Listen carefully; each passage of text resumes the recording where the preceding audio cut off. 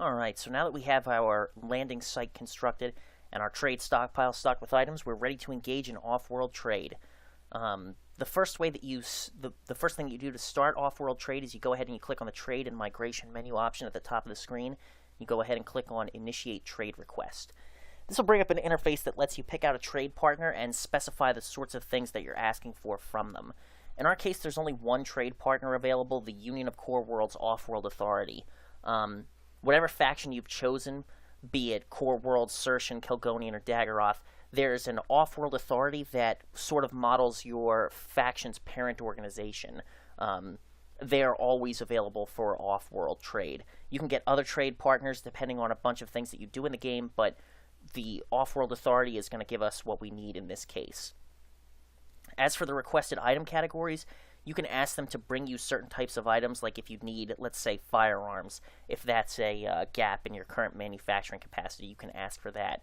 The only thing I'm going to be asking for this time as far as finished goods are concerned is attire, and that's because I think we're in pretty good shape for most of our needs right now, but we have had a few new colonists born in the colony, and they're taking, our initial stores of pants and shirts and things like that. We're going to run out pretty soon, so I'm going to ask for more attire from them. As far as raw materials are concerned, the only thing I'm going to ask for is drone and grain. You can really never have too much in the way of grain reserves, and it'll give us a nice buffer of things that we can get in exchange for our cobalt. You can multi-select here if you want a bunch of different things to come. All I really need is the grain and the attire. So I'm going to go ahead and click OK, and I'm going to unpause the world, and after time, what'll happen is that the ship will come, it'll appear in the upper atmosphere, it'll land here, and then once the ship has landed, I'll be able to hammer out the details of the trade. In the meantime, while I'm waiting for that, I'm just going to go ahead and issue some more crop planting orders to keep everyone busy here.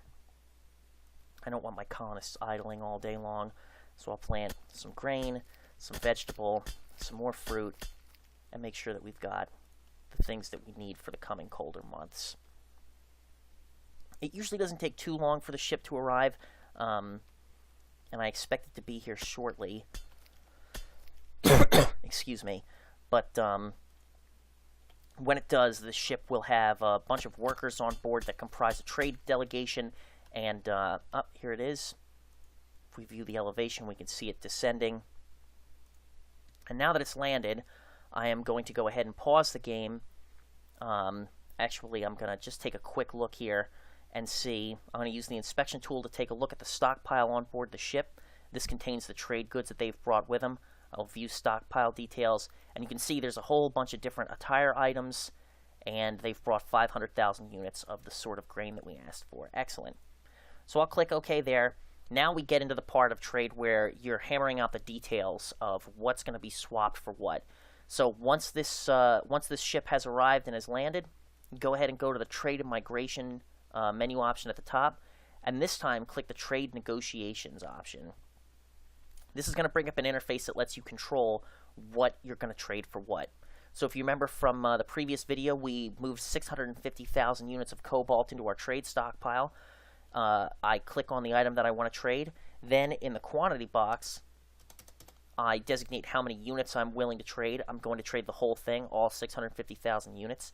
Click on the designate item and quantity button, and then you'll see that this item will appear in the items that you're going to trade.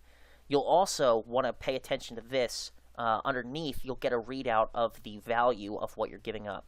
So the 650,000 units of cobalt are worth 3,900,000 credits. Cobalt's a pretty valuable resource. It has a bunch of highly desirable properties. It's used in a bunch of advanced metal production, and so it's not quite as good as precious metals as far as raw export value is concerned, but it's certainly a very valuable item. Now, when we specify the things that we want to receive, it works almost the same way. You click on the item that you want, you specify the quantity that you want. In the case of these clothes, I'm going to try to absorb basically everything that I can get. And then as you click designate item and quantity, you'll see that these become listed among the items that you're going to receive. You'll also see the value of the items that you receive increasing over here as you add more items.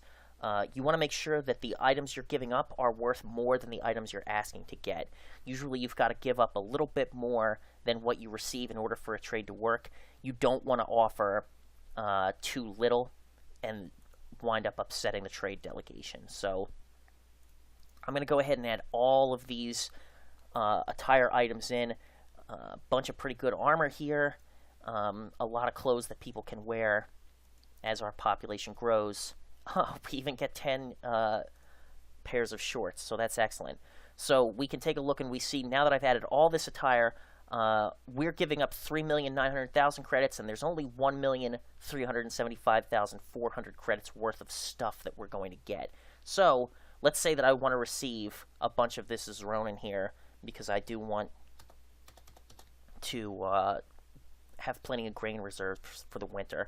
So I'll say I want all 500,000 units, and I'll click Designate Item and Quantity, and then you'll see that that actually works out pretty nicely. We're giving up 3.9, we're getting 3.875. But I'm going to need some currency reserves. Right now I've got 0, and that's really not enough to recruit migrants, and I want to recruit some good quality migrants to come and increase our population. So I added this as Ronin that I wanted to receive, but now I kind of don't want it anymore.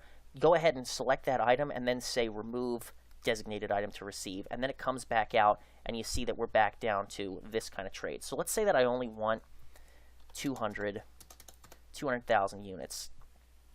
Now we're looking at 3.9 to 2.3.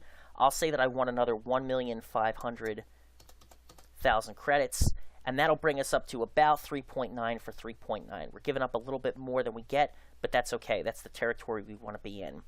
Once you're satisfied with what you're looking at over here, you can go ahead and click on the Submit Trade Offer button, and then you'll get a readout of the result of what the trade delegation thinks. In our case, the trade was accepted, the offer is agreeable, the arrangements for the exchange have been made. I'll click OK again, I'll unpause the game world, and then workers from the trade delegation in my colony are going to get busy swapping the actual items from one stockpile to another. You'll note that these guys from the trade delegation are not going to deposit the items that I receive in my trade stockpile. They're instead going to put them over here in my general use stockpile so that they become available for my colonists to use right away. So these guys are going to go about their work of transferring items. Eventually they'll get done transferring everything that needs to be transferred. They'll make their way back onto the ship, and the ship will then return to space, leaving us with the currency and the items that we wanted to get. So that's the basics of how Offworld Trade works. It's a pretty important part of the game. It's almost impossible that you'll have a starting position that has every single sort of resource, every single sort of... It's impossible. There's no biome that supports growing every kind of crop that you'll want. So there are going to be gaps in your production capacity, and trade is the way that you fill them. So next we can move on with all this good stuff that we've got to recruiting some migrants, growing our population further, and continuing to expand.